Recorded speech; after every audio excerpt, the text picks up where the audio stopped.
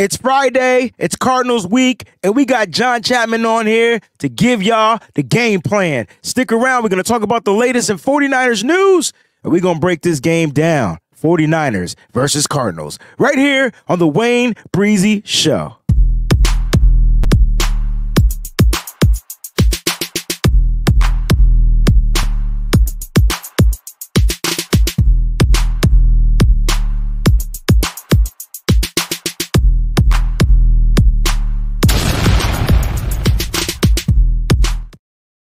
Sipping gold bar, whiskey on the rocks, and a 24-karat gold on a watch. My 7-1 Chevy beat tipping non-stop, sounding like Trent Williams on the block. So you know we can't stop, we be banging through your speakers. WayneBreezie on the field or in the bleachers. You can tune into my show and I'm a teacher. WayneBreezie, the 4-9 preacher. What's going on, faithful? You know, the Get Fresh crew is back in the building. I got John Chapman right here, and we're going to talk about the game plan, the San Francisco 49ers versus the Arizona Cardinals. It's going to be a 2020 home game, John. How you feeling, baby? Man, I'm feeling great. The 49ers have put themselves in position to do everything that they want to do, and this, again, as the year goes, there's just one little obstacle. You're 4-0 in the division, which is awesome. You've beaten every team once. You've already swept the Seahawks. You just got to take care of some house cleaning. And even though it's not in the 49ers' technically home stadium, 61% of sales down in Arizona are 49ers fans. So it's going to be rocking. Both teams wear red, but Niners fans will be the loudest. You got to go take care of business. And this is one of those games, man, that just – it's going to be tougher than everybody expects. This is their Super Bowl. It's going to be gross at times, but you got to come out. If you are the best team in football, these are the types of games where you got to go out there and prove it. Got to go out there and prove it. Divisional game on deck for the 49ers. Back-to-back divisional games for the 49ers, man. The scheduling gods didn't do them any justice or any favors. Nick Nice, what's going on, man? We got the Breezy Bunch crew in the building. Nick has been first like every episode. I don't know if he has like a timer set or whatever, but we appreciate Nick out there, one of the Breezy Bunch crew members, and I see they all are here in this chat. Red Jet Show, what's going on? Big Papa's in the building as well. I see that hashtag CC, hashtag BB. Big Papa, how was Mexico? You never told us. You didn't give us an update. You didn't do anything. You just came back and just jumped right back into the chat. What's going on, Colin? I see you out there. My man 49er Jeff is out there in the building. My man Thomas is out there. We see you. Don't bother me. What's going on, fam? The one and only Peachy is in the building. Shout out to everybody out there. My man Oscar as well. Kylie, we see you. John, some NFL news that just happened because last night I didn't get a chance to watch the game because I fell asleep. It was over before it started, man. Bro, it was 42-0 at the halftime. The Antonio Pierce decided to send Brandon Staley on his merry way. Merry Christmas, you filthy animal. Do I have that sound effect? I used to have that sound effect. Damn it. Oh, you got to hit the Home Alone, man. I don't have it loaded in the queue, but I'll get it, man. I got some sleigh bells or something. That's you know what? Sleigh bells for Brandon Staley. He is out of there. He should have been out of there week one. Like, I'll say this. I hate when people lose their jobs, but this was warranted. It was overdue. This is going to be the #1 job for all head coaches. And, you know, sad news is the 49ers lose people every single offseason to head coaching jobs, and they flourish wherever the hell they go.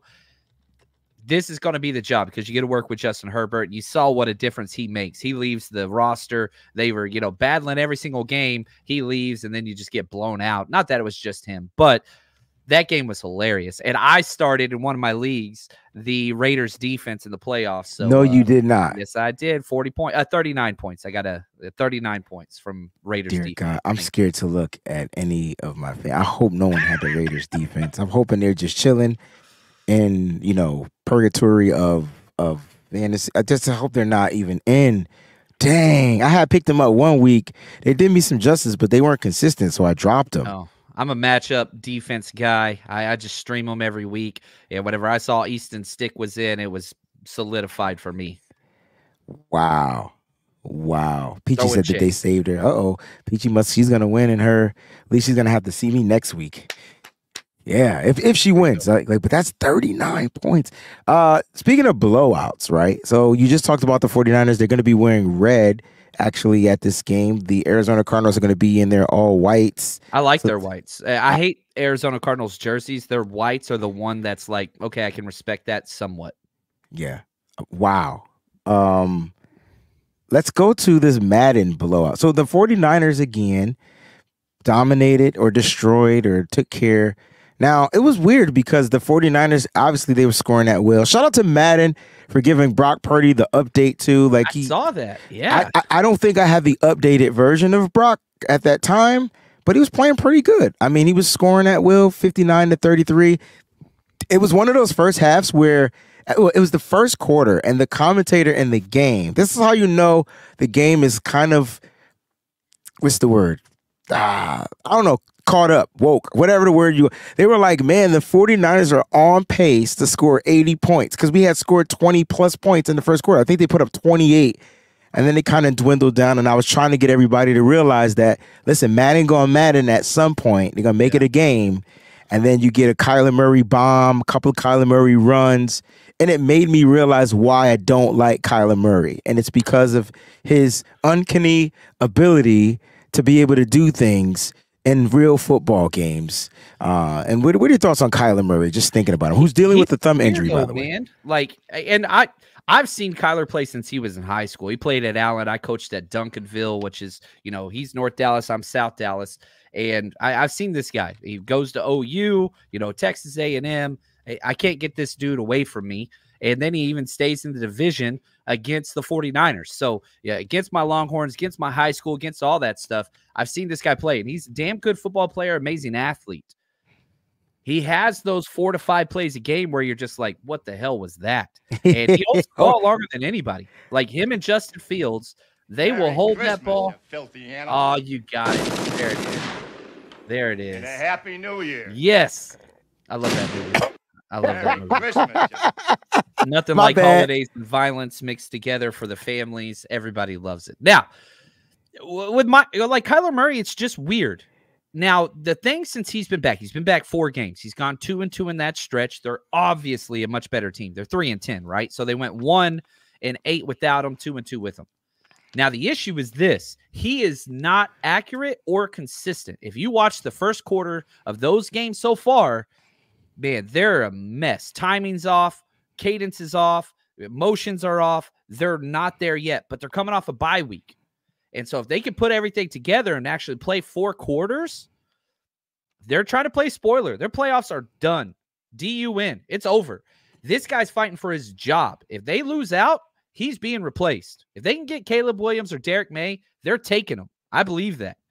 But if they can't, if they win 1 or 2 more games, they're out. Kyler Murray will be there for a long time. They're out the race. And it's funny that you brought that up because Kyler Murray, when you say he's playing for a job, I think people are like, well, how is he playing for? Like, why would he be playing for a job? Listen, it's because of what John just said. If this team loses, they'll have that contention of getting one of the first picks next year in the upcoming draft, right?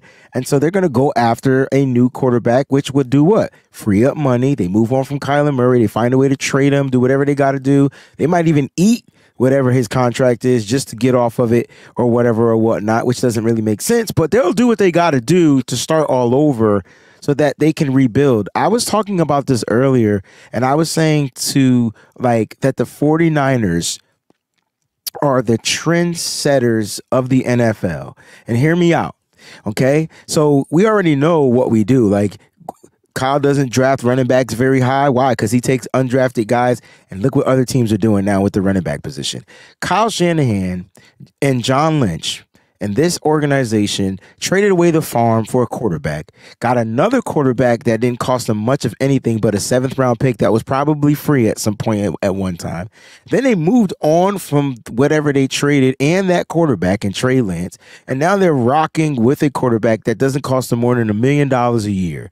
And I'm saying to myself, people keep saying, oh, the time is now, they got to strike now, they got to win now. Yeah, they do. But they're also built to win tomorrow, the day after that, the day after that, the day after that. If you convert convert those days into years. Just the simple fact they got Brock Purdy for a couple of more years on a cheap whim deal. So the Niners are trend setting, meaning that they're going to change the way that these GMs start looking at quarterbacks in the draft, because the Niners potentially built their team. They got their playmakers. Most of them are homegrown. They drafted them. They paid them. And they added in the extra splash pieces that they needed. And now watch other teams start doing the exact model of the San Francisco 49ers. John, prove me wrong, please. No, I really, really can't. And this isn't even the first time the Shanahans have done this. Remember when they traded up for RG3, but then took Kirk Cousins late? Cousins turned out to be the guy, and that kept that team in, playoff contention, even though the Shanahans were, kicked out. That team was, feasible for a while because of the rookie deal for Kirk Cousins. Now, you jump to where the 49ers are now. Yeah, Super Bowl windows now. There's no doubt about it. They're the best team arguably in the NFL. However, everybody say that window's going to close. The 49ers have a high $38.7 million in cap space they get to roll into next year. They haven't spent that this year. $38.7 million they're rolling into next year. And you cannot extend Brock Purdy until the conclusion of the 2024 season. Right. And so let's just say then you sign the extension, which will happen. Guess what? You can still push back that deal because the first-year cap hit on every Parag Morante contract is always low anyway. There it is. It's not like now certain players are long in the tooth. Guys like Trent Williams, how long is he going to play? Kyle Juszczyk, how long is he going to play? Those are questions, right? But let's just be real. The 49ers have 11. It goes to 11 draft picks next year. First rounder, second rounder, 2 third-rounders. It's not like we're bare in the cupboard. And they've proven that they'll draft all of them. And then they've proven that they'll trade some of them. So we don't know what the game plan will be come draft time for the San Francisco 49ers. Yeah. And then, again, going back to the Kyler Murray draft, whatever. Currently, the Cardinals are picking 3rd. If the draft was today, number 1 is the Chicago Bears because they got Carolina Panthers pick. Justin Fields ate it. I keep reading these articles about, they could keep Fields. No. You're taking Caleb Williams. Number 2, the Patriots. Golly, they need a quarterback more than anything. They're going to get a new coach, probably, whatever. That's a quarterback for sure. So those are the 2 guys. And so now you're talking Arizona on the clock. If those top 2 guys are gone, we'll see what happens. But, they've got the number 3 pick and the number 15 pick from the Texans currently. I think they keep Kyler Murray because what are you going to replace him with? Exactly. That contract is terrible, by the way. Yeah, and no one's going to want to take it on. Like, you know what I mean? And they're not going to want to eat all that money. I know I said that earlier, but who knows? Like, who knows what the Arizona Cardinals will do and what they're capable of doing? Sonia asked a great question. She says, does all the money talk change if Brock wins us a Super Bowl? No, because you still can't change it. You can't change it. He's now, under contract now. And I'll say this, players usually, not always, there's 2 things that they want in their careers. They want money and they want a ring. Once you get a ring, that's where it gets weird because it's like, okay, I can check that off my list. Does Trent ride off into the sunset? Does Ayuk say, you know what? I got my ring. Now it's time to go get paid. Yeah. And you got to respect that. This is generational wealth. 49ers can't pay top dollar for everybody. Other teams will have to pay premiums to pull them away from us. That's just the reality. And with the way the 49ers build through compensation picks and all that stuff, it's not necessarily a bad thing. And anytime somebody gets paid, celebrate that, man. Celebrate other people's wins. Trust me, you will have a better life. I agree. Brandon Ayuk's going nowhere, and neither is Chase Young. There, I said it. All right, here we go.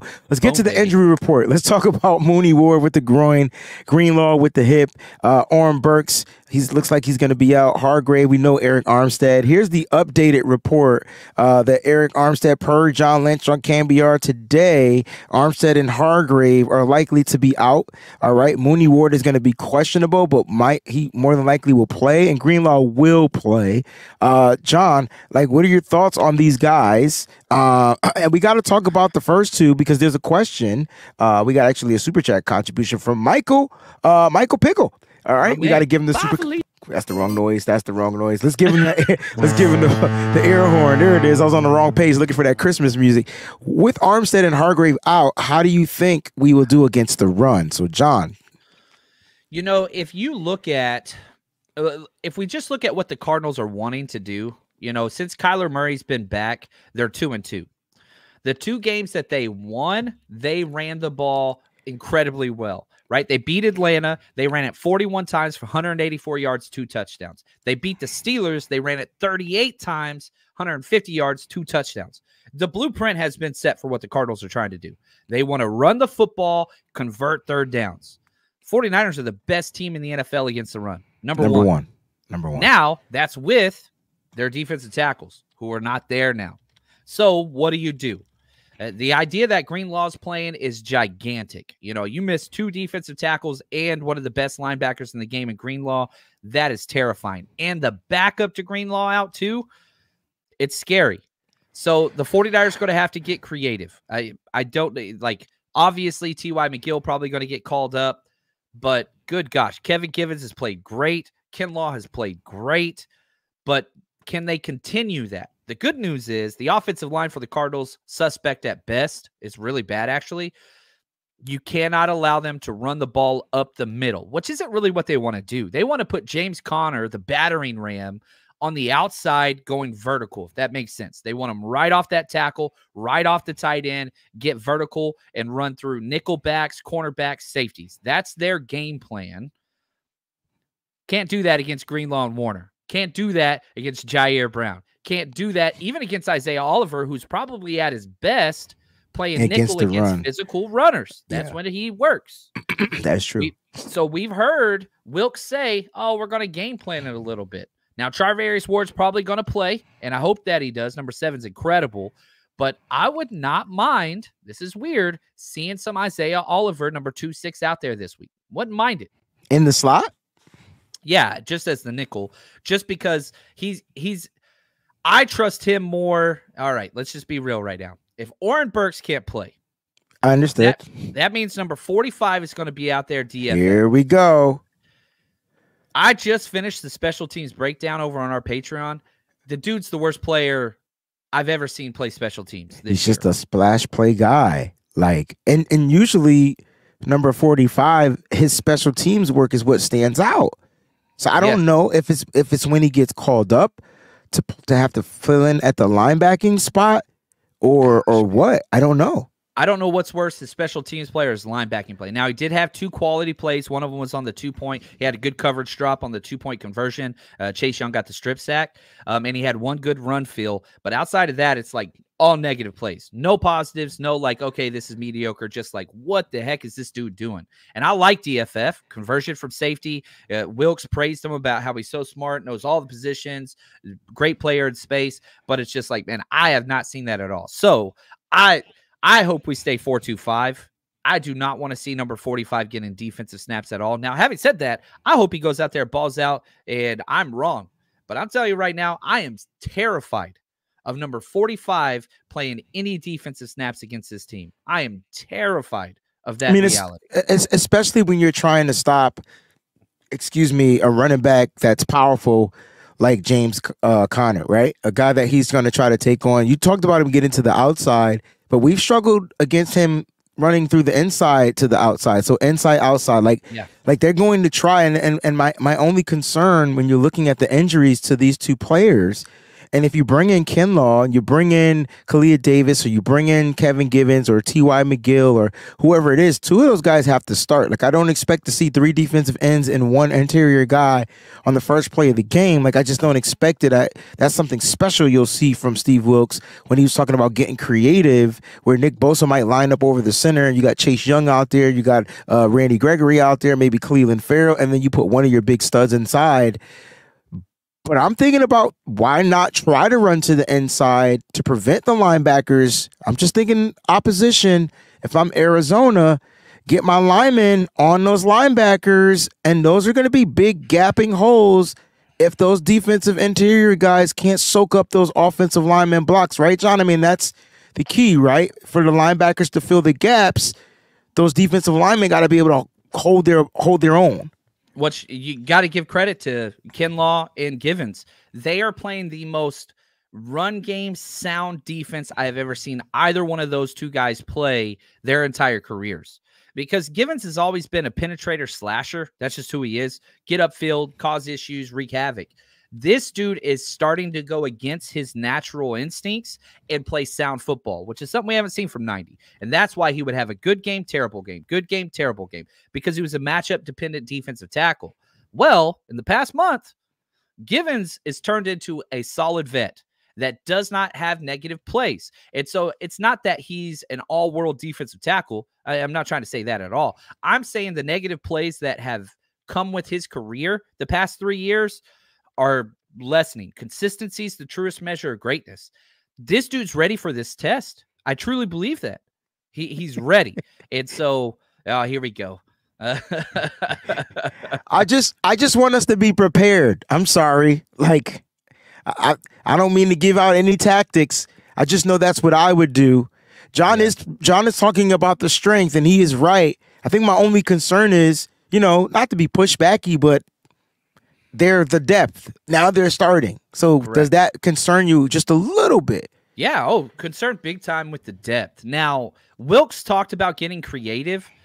What's crazy is last week, the defensive snap count for the tackles didn't go up without Armstead, without Hargrave in the second half. Split. Yeah. It was pretty much the same because Kalia Davis, he takes out a huge chunk of those. And on passing downs, they're doing 3 defensive ends with 1 defensive tackle. And so for the first half, that was 3 D ends and Javon Hargrave. Then he gets hurt. Then it was 3 defensive ends and Javon Kinlaw. So I think that continues. But yeah, those defensive ends are getting snaps. Randy Gregory, we're getting a lot of snaps. And so you just keep bringing those ends in there on pass rushing downs, which is good against Kyler Murray. That's not a bad thing because you want as much athleticism and speed out there as possible. So I think you stick with that. I want to stay in the nickel package as much as possible, even though they want to flex like they're a big, hard-nosed football team. I don't want 45 out there. And again, if they're in a base personnel, meaning 21 or 12 personnel, 2 tight ends or 2 running backs, which they don't do a lot of that. They really do tight ends. Man, let your third linebacker be Isaiah Oliver. And then if you want to go like a big nickel. A big nickel, then you want to go true nickel, send Oliver out, send in Ambry, push Demo inside. Demo do him back inside, yeah. That's what I would do. That's good. Good. Not all right, what Wilkes would do. But I'm hoping that helps answer the question of those 2 studs being missing. You're talking about 2 studs, and now it's time for the depth to come in and step up. John, I was listening to the pressers in the locker room, and the players, they were asked about the Cardinals and why are they just like a thorn in the 49ers side. And we're going to get to a couple of clips. Before we do that, we got a super chat contribution from Jax Knox. Happy holidays, family. 49-6. Have a great weekend. That's a score prediction for that ass. We beat this team 49-6, and I know they're not a good team. I know they're 3-10, John. I get it. I know that's what their record is. But Kyle Shanahan came out and said, this team reminds him of that 2017 team from when they couldn't win games, and then they went on a crazy win streak at the end of the year, and then the unfortunate happened the next year. Jimmy Garoppolo gets hurt. Was it week 3 or week 4 against the Kansas City Chiefs? And they kind of are out without a quarterback. We know how that works. And then that next year, after that, 2019, they're the best team in the league. And unfortunately, they lose in the Super Bowl. So what are your thoughts about this Cardinals team? Like, why is this Cardinals team a thorn in the 49ers side? Well, this is their Super Bowl. This is their everything. One, Jonathan Gannon, right? He came from Philly. Most of their coaching staff came from Philly. That's right. The bad blood is there. There's no doubt about it. They're not making the playoffs, but they are playing people close. They barely lost to the Ravens. They barely lost at Houston Texans, who were playing some good football. They beat the Steelers. Like, this is a feisty team, and I get it. They're bad, but like, you go back and watch when we played them in week 4, it was clear that they were installing still. Nobody was sinking. Everything was a mess. Now you inject Kyler, and they're still got some, trouble getting everything going, but they're coming off a bye week. 7+ days rest at home. And so it's just, I'm telling you, man, the NFL is weird, and parity reigns supreme. The 49ers are the only team in the NFL that are undefeated in their division. No other team is in the entire NFL, regardless of division. On top of that, the 49ers were 6-0, one of 2 teams that went undefeated in their division last year. That's how hard it is. It was us and the Chiefs. And then we beat another team in the division, the Seahawks, in the playoffs. So we are 11-0 in division games. That does not happen in the NFL. I don't give a damn who you're playing. This game is ripe for a letdown. Not saying the 49ers are going to lose, but I do believe that this is a test, and it's going to be a gross game, and I think there's going to be stuff that does not go your way. I think it's going to be weird. This is just one of those games, and we've said over and over again, the 49ers are a damn good team. Nobody disagrees with that, but can they win these close, grimy, gross games? The gritty ones.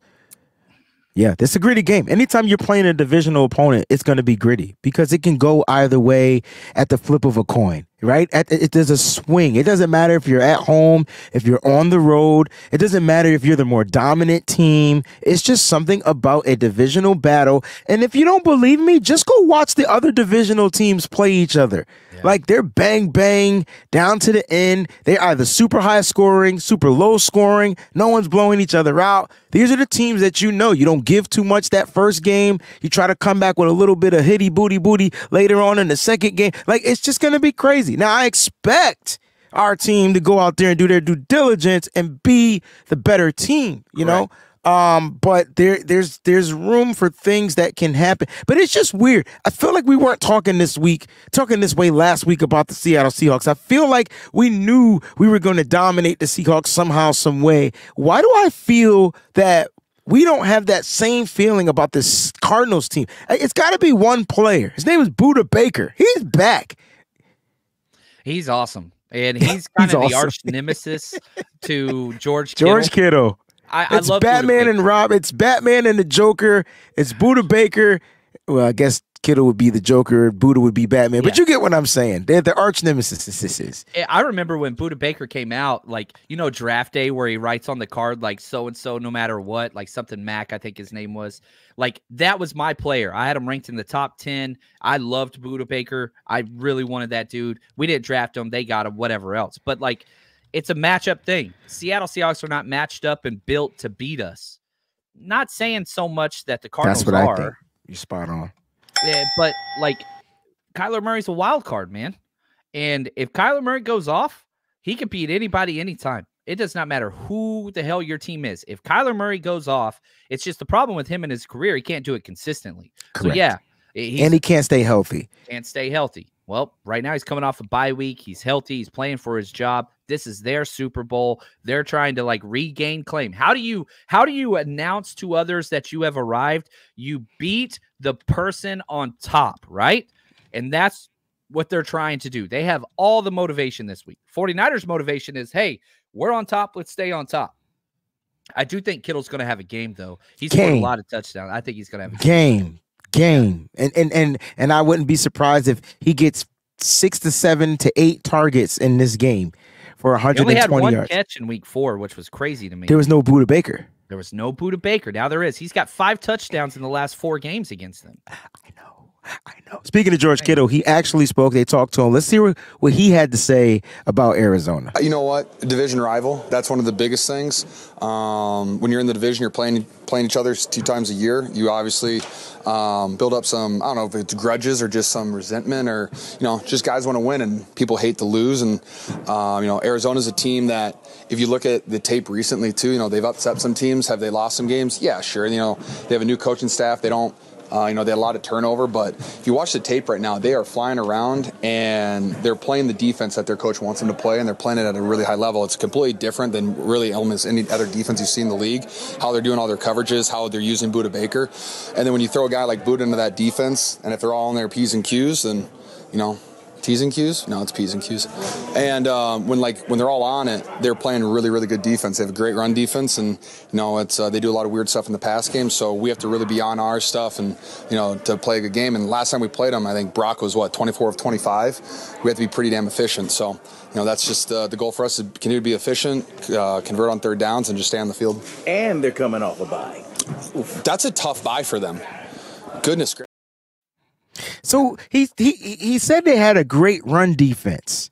Are you concerned about their run defense? Because I mean, if you're looking at the stats and where they're ranked in the rushing game, I mean, they're down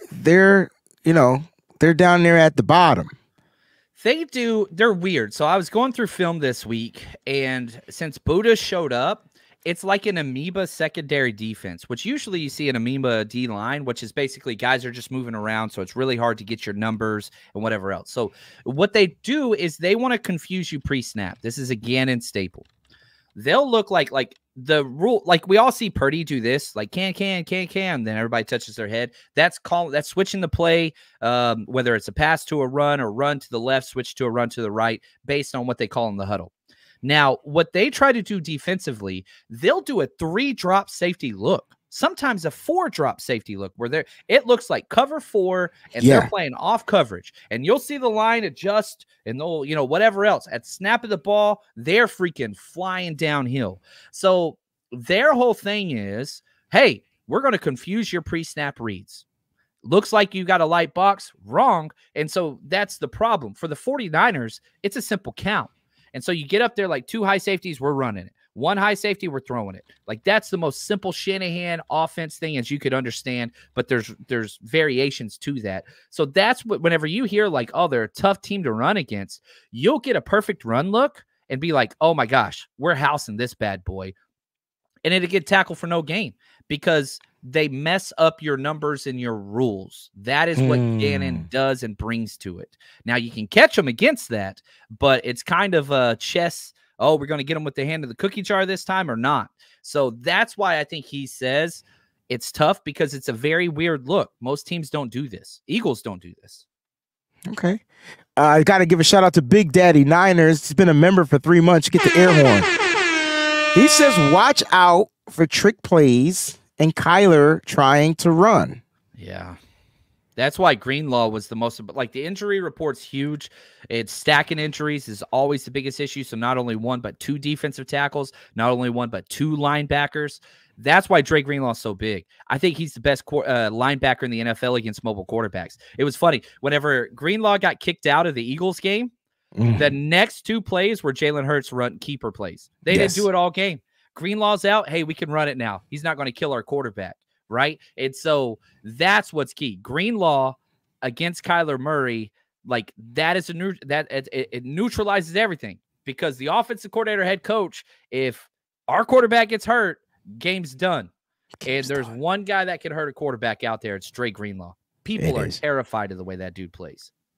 I mean, I'm terrified of the way the dude plays, and I'm not even on the football field. And here's the thing, Kyle Shanahan said he doesn't want to change the way he plays. He wants him to play the way he plays. And I thought that's something that we you and I would say, like, let this dude, person to foul call, cool. We'll just 1 a game, though. 1 a game. Like, go from 2 a game to 1 a game, maybe none a game.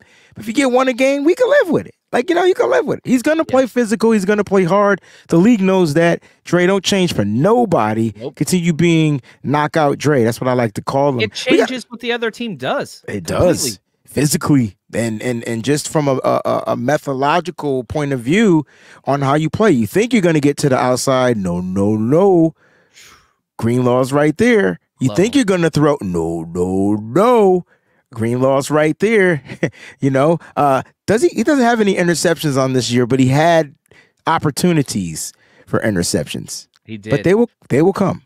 They will come. He's got hands. He does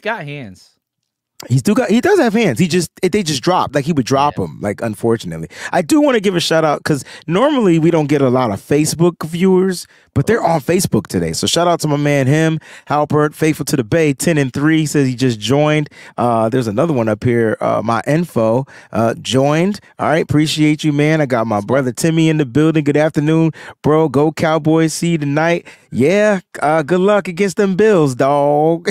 Good luck against them Buffalo Bills, or whatnot. But yeah, I'll see you tonight, dog.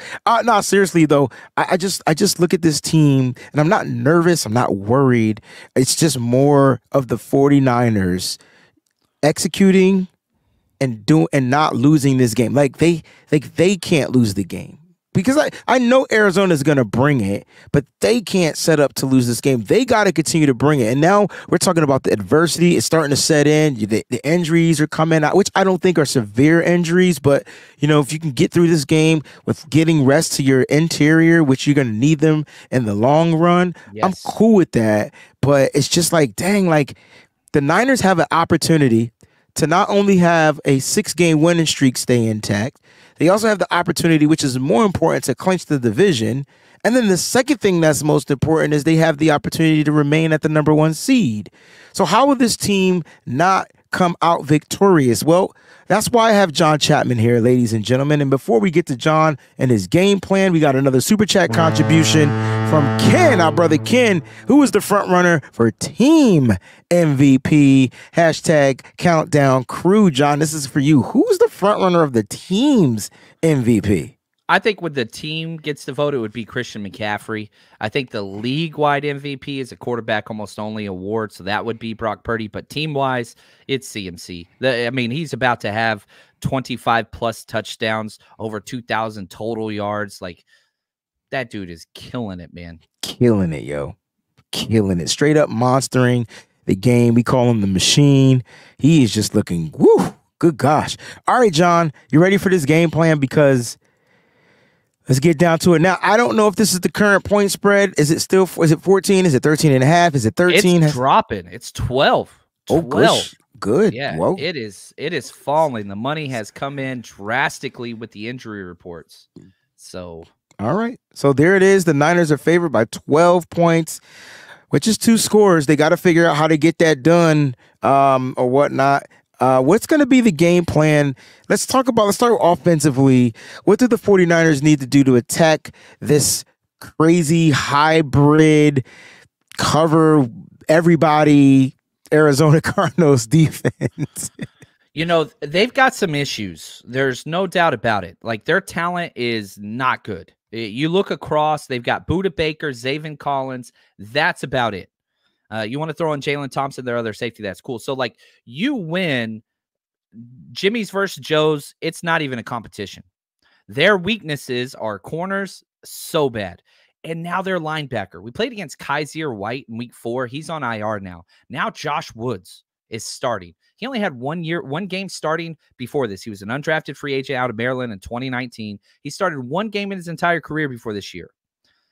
This guy against Christian McCaffrey is not freaking fair. It's terrible. I'm worried about him. Now, he tackles fairly well, but, man, this is just not fair. Shanahan is going to put this dude in a blender, and so it's that Bermuda Triangle of CMC, Kittle, and Debo. You just leverage that, and anytime you want to go to man coverage, Brandon Ayuk on the outside, you're going to get it. They do not have the corners to match up with him. He had such a huge game. You go back to week 4. So that's there. So Ayuk is there. But, yeah, you just put a freaking triangle on that linebacker, and you can do whatever you want. This bad offensive line, bad corners. They've got good safeties.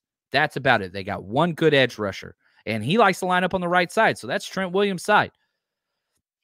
It's pretty damn hard to figure out how they're going to stop this 49ers offense. They couldn't do it week 4. Yeah, Budda Baker's back, but they've lost guys as well. And so, man, all you got to do, CMC, get them the ball any way you can. Debo's red hot. Make sure you get at least 6 to 7 targets to Ayuk. That you just got to do you. You don't have to put anything in. You don't have to change anything. You don't need any tendency breakers. You just go out there and you do your ABCs on this defense. You're going to be just fine. A, B, C, D, E, F, G. They're going to learn. They're going to learn today. No, so I like that. You're saying that the 49ers don't have to come out here pretty much do anything different. They just have to execute what they do, right? So here's what I've learned from the 49ers since the bye week. They can start out fast and punch you in the mouth. Then they can do the exact opposite and start out slow. But here's the thing. They can go 3 and out multiple times and still come back, trail, and find a way to win the game, right? And then, like, flip a switch. So the 49ers have that ability. The question is, if they're going against a divisional rival, Like, they did trail against the Seattle Seahawks by 3 at one point, but they were leading at the end of the half. So they didn't trail at the half, but they did trail in that second quarter for a and it small. Never felt that way, right? It didn't, because it felt like they were dominant, like they were still dominating. And the defense finally was catching up, and they weren't allowing them to score a touchdown this time. And they went from a touchdown score to a field goal op. And that's all we need, I think, as 49er faithful. Oh, we holding y'all to field goals? Well, get ready for this touchdown. I mean, we're getting to 28. That's just what's happening. You know what I mean? That's 4 touchdowns.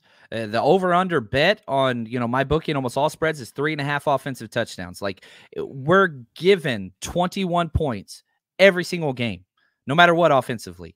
And that puts the onus on the opposing team, because it's like, how the hell do you score 21 plus against this defense? Teams aren't doing it. It's the best defense in the NFL as far as points scored.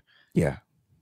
It's just it's a tough ask whenever you have complementary, high scoring, high potent offense that even if they do have back-to-back 3 and outs, they're still scoring a touchdown a quarter. Interesting. I was thinking, like, all right, and I like what you're saying, and I don't disagree with anything, because I'm with you. That the Niners just have to continue to be, I hate to use this word, but they have to continue to dictate, like, and control what the other teams what the other teams do, what they allow them to do. Like, the 49ers will have to allow them to do certain things, even defensively. Like, I think what we're seeing from Brock Purdy is he's able to dictate what the defense does. Like, if you're telling me he was able to take a flat-footed Jamal Adams, who's not great in coverage though, but take him flat-footed and chuck the ball 54 yards over his head because he saw feet come toward him opposed to dropping back, like that. Yeah, you can't teach that in a quarterback. That's the quarterback really allowing the game to slow down, even though it remains fast, right? Yeah, and a lot of that's just one of the worst safeties in the NFL, Jamal Adams. Like, Budda Baker ain't going to do that. Jalen Thompson's not going to do that. Like, that's They're just better taking in advantage coverage. of a terrible player. Like, he's terrible. But what if Brock has this magic to make them do it though? Yeah, and now you can get them to come up. And so, like, whenever you watch this team, you don't get a lot of flat foot reads from the safeties. That's a little bit more of a single high kind of Pete Carroll tendency, just this patience from a safety position. That's not the way Gannon kind of coaches it. He wants movement. He wants everybody moving. And so you can manipulate that. And, one of my favorite things about going against his defense when you watch the film, if you can diagnose after the snap, you can have success. Brock Purdy's better at that than almost anybody in the NFL. Like, you talked about Madden earlier, which usually I kind of discount.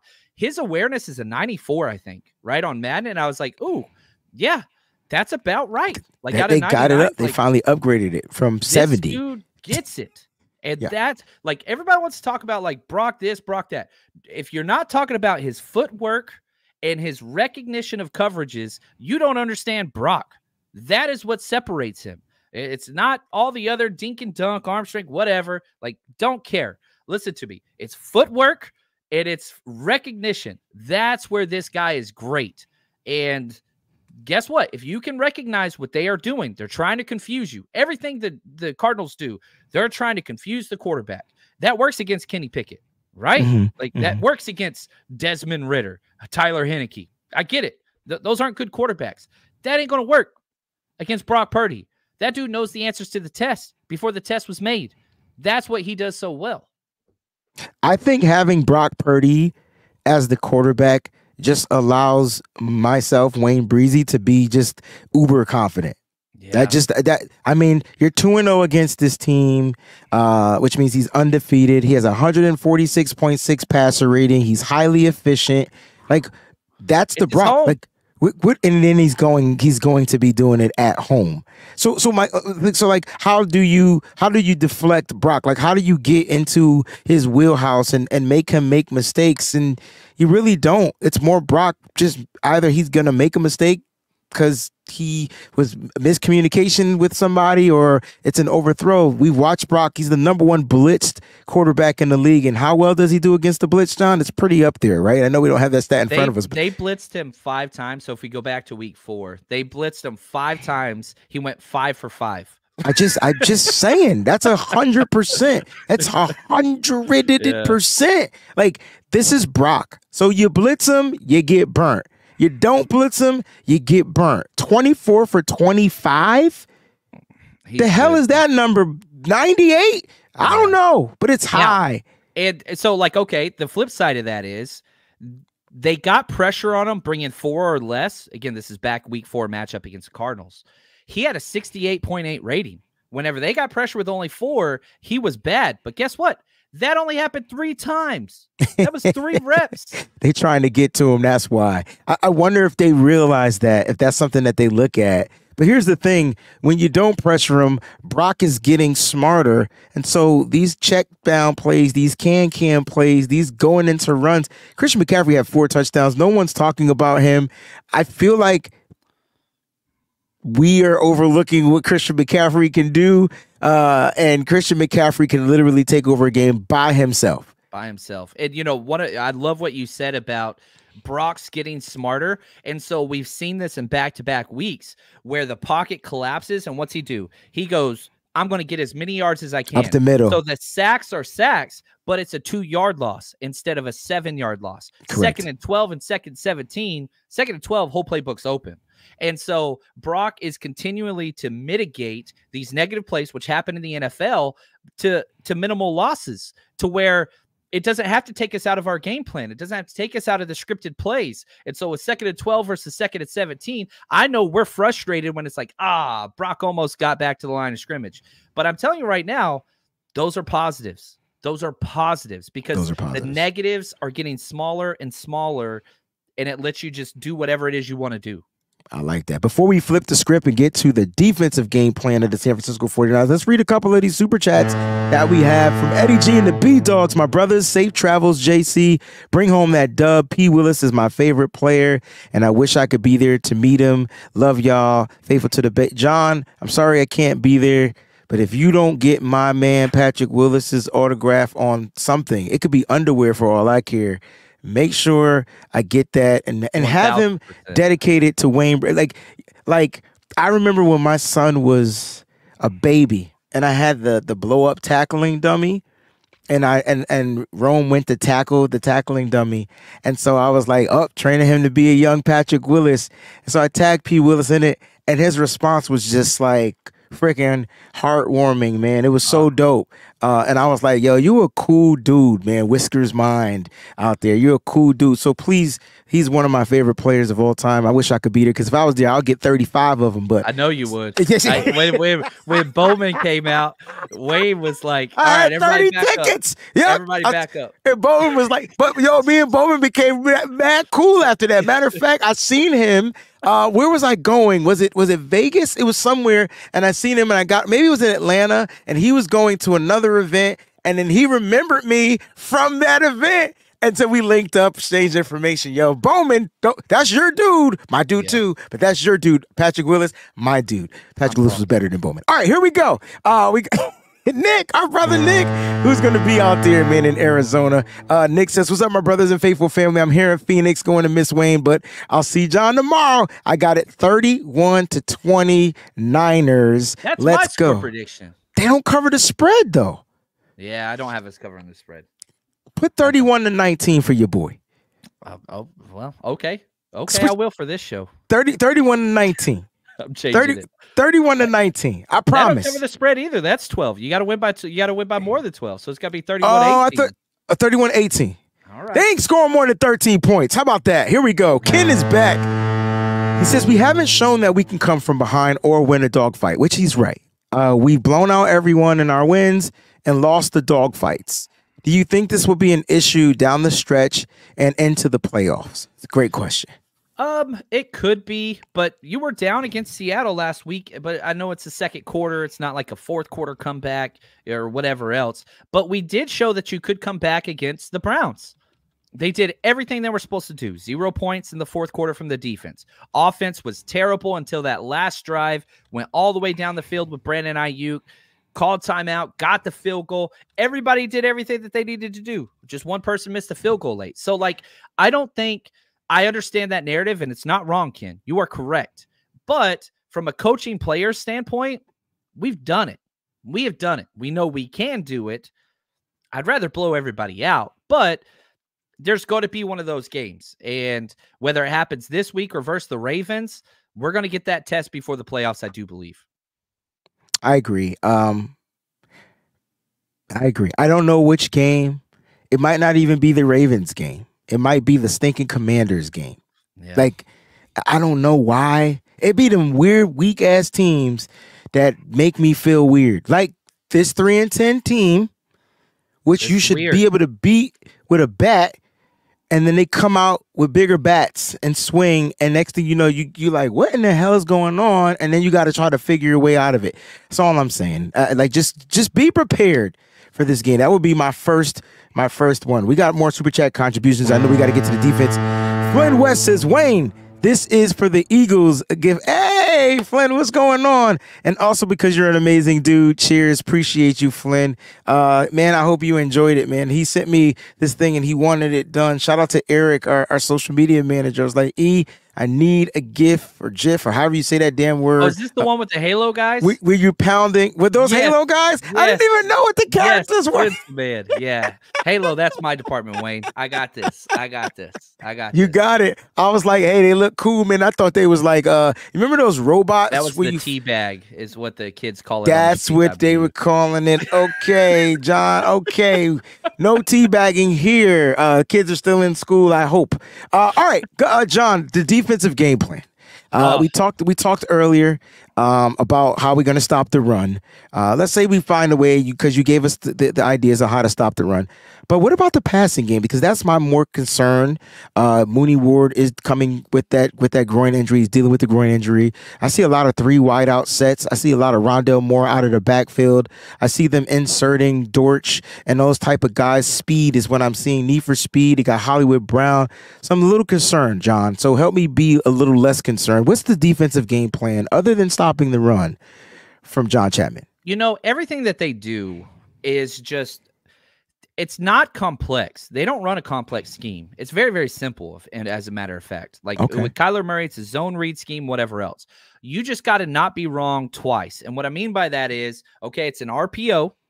And so you've got to have your run gap integrity. And then he pulls it based on what a linebacker or a nickel will do.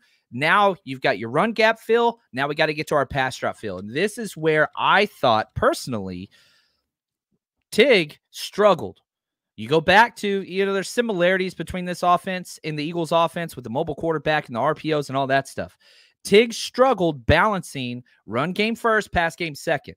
And he would handle his run game, but when it was a play action or RPO, he was out of place in the passing game. Well, you put out there a stagnant quarterback, quote unquote, like what we had last week. It didn't really matter. He's going to be able to do his thing. So I really need Jair Brown to just be on it. I don't, if you miss a couple run gaps, run fills, which he's at his best at, he wants to play linebacker. He wants to hit somebody in the mouth every damn play. He's so physical. I love that dude.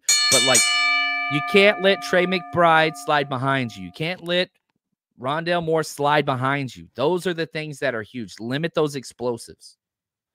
Got to limit the explosive. That's his number, and Steve Wilkes' number one goal. We don't get beat by tight ends as far as they don't score on this defense a lot, but they get explosive plays. I want to make that clear. Saw it last week with Kobe Parkinson.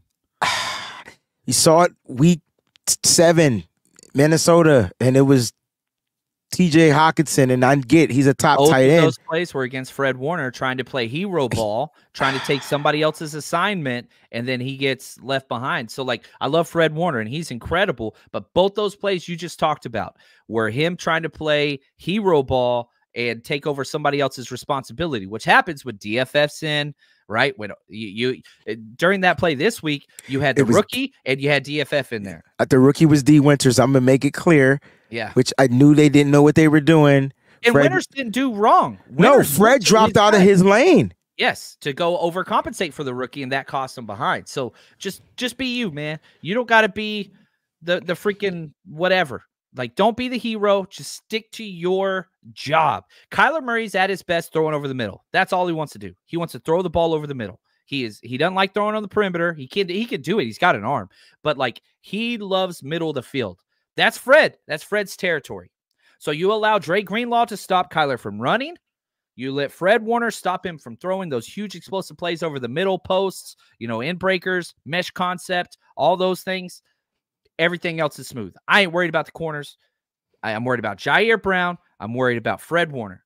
And not that I'm worried about Fred Warner. Just him overcompensating. That you know what? That's just that. It's a gift and a curse. And that's just something that he does, but he's limited it a lot this season. Last season he did it a lot, and it caused his play to downgrade. But this year he hasn't had to do it, but he still has that ability to say he can make every play. And I know that's super Fred, but you can't you can't give up that explosive, and that explosive actually led to a touchdown. I brought that up, John, because Trey McBride is probably going to be one of the surging star tight ends in the league in its upcoming years, and we cannot be beat by this young tight end. You can't be beat by this young tight end. He's on the uprise, and I'll be damned if they try to get him on a matchup against our rookie safety or whatever, because I know they're going to try to take advantage of that with Trey McBride. Trey McBride is the reason why Zach Ertz had to ask for an out. So people need to know that. But they are going to be dealing with an injury to their tight end department, so there'll probably be one guy less. But Trey McBride is that dude. I wanted you to tell me or talk a little bit about defensively. You said that, Dre Greenlaw to stop the run. Kyler Murray up the middle. Linebackers are back in coverage. Yeah, that's the rough one. And so what we've been doing a lot more of, not all the time, we do this Tampa 2 drop, which puts Fred deep down the middle of the field. Yeah. And so usually, not often, but man, one of the best coverage plays I ever saw last week was Dre Greenlaw on a deep crosser. He was 35 yards down line. This was on the Jair Brown interception play. This dude was running step for step with Jackson Smith and Jigba, Dre Greenlaw. Like he's evolving. The film is saying that like his coverage is increasing. But yeah, so if he's going to run up the middle, this is going to be the job of defensive tackles and everybody kind of closing the lanes as best they can. A lot of stunts. Very similar to what we did with Jalen Hurts, right? Keep him contained, keep his eyes down. Don't let him bounce out and all those things, because Jalen Hurts and Kyler Murray are both, mobile quarterbacks from OU, whatever else. Completely different, though, running style. Jalen Hurts squats 600 pounds and is a physical upfield runner. Then you got the little scat back Kyler Murray that's a little scrunched up micro machine that his speed is his speed's unbelievable. Like that dude, fast, and shifty. So you just got to keep him corralled. Make him beat you as a passer because he can't do it. He's got an arm, but you got to keep him in the bubble, and he's going to get through a couple of times. Just don't let it be for a huge play. Just be smart. Team defense. Yeah, and you're right. He's not the quarterback draw run guy. They're going to run the RPOs, but that's not really what his game is. And if you look at him this year, he's coming off that injury. He hasn't really been running much. My concern, he has been in the red zone, but not like in between the 20s. In between the 20s, exactly. And that my concern is you keep him out of the red zone. You got to worry about that. But my thing is this: it's only on those pass plays where you got that tempo, you got that coverage, you got that linebacker down deep. There's no one right there in the middle. You're not spying him, and now. You watch Joe Burrow slow behind do it, even though he's not slow. You watch Joe Burrow do it against us, and quarterbacks will try to take off right there. Brock Purdy actually you talked about him getting sacked last week against Seattle. I think it was on Colt McKivitz, if I'm not mistaken, and he had the ability to step up. If he would have stepped up, he had no linebacker in front of him for at least 12 to 15 yards. So that's Kyler Murray's thing, though. He notices that. It's a quick reaction, whereas Brock is still looking to throw the ball. So you're saying force him to pass, but if we are forcing him to pass and he sees that lane open, he's taking off. Oh, he's gone. Yeah, but he's at like 60% completion percentage. Like, he's not winning by throwing the ball. That's not what he's doing. He's got 3 fumbles, 3 picks, I think 5 touchdown passes since he's been back. That's off the top of my head. I don't know if I'm wrong, but like, it's not like he's playing MVP level football, but Correct. He is dynamic. He is Correct. Dynamic. He's dynamic. That's a great word for him. He's dynamic. Like, that's a great word because that's what he is. Regardless if he hasn't played, we know what he can do. Those that have been watching him since he's been with the Cardinals, we know the dynamic that he brings to the team. Doesn't beat the team much, but he's still a dynamic player, and you got to count for him. Cocoa Puff with the Super Chat contribution before we jump off here. I heard Faithful will show up 61% at Glendale. State Farm is about to be 49er red out. Yes, I'm pumped about it, man. And if you're coming out, hey, head to 49ersrushroadtrip.com. We got Patrick Willis hanging out with us Saturday at McFadden's. We got an all-you-can-eat and drink tailgate set up Sunday, the day of, 49ersrushroadtrip.com. Go check it out. Get your tickets now so that you can make it in because we are expected to sell out. 49ersrushroadtrip.com. Get your tickets now. You don't want to miss any of the events. Someone did ask about the tickets for the Patrick Willis signing. They wanted to know the prices of that. I don't know if you don't want to. Yeah, the agent kind of helps set those things, which not really up to us. But yeah, it's going to be $99, which we'll be selling at the event. So you'll be able to pay for that at the event and get signed and all that stuff and meet and greet, picture, all that kind of fun stuff. It's going to be a lot of fun.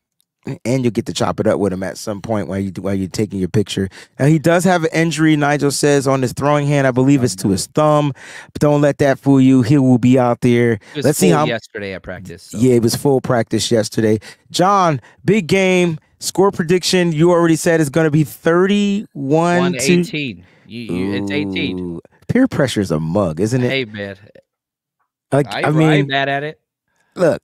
So my score prediction is 35-13. No field goals again. So that's where I'm going with this. 35-13. John, does it concern you? Last time. Does it concern you that Jake Moody hasn't attempted a field goal in like 95 games? Yeah, it's been a minute. Well, my thing is, I'm not worried about Jake Moody with field goals or extra points. I am worried about him with pressure situations, which he has not had.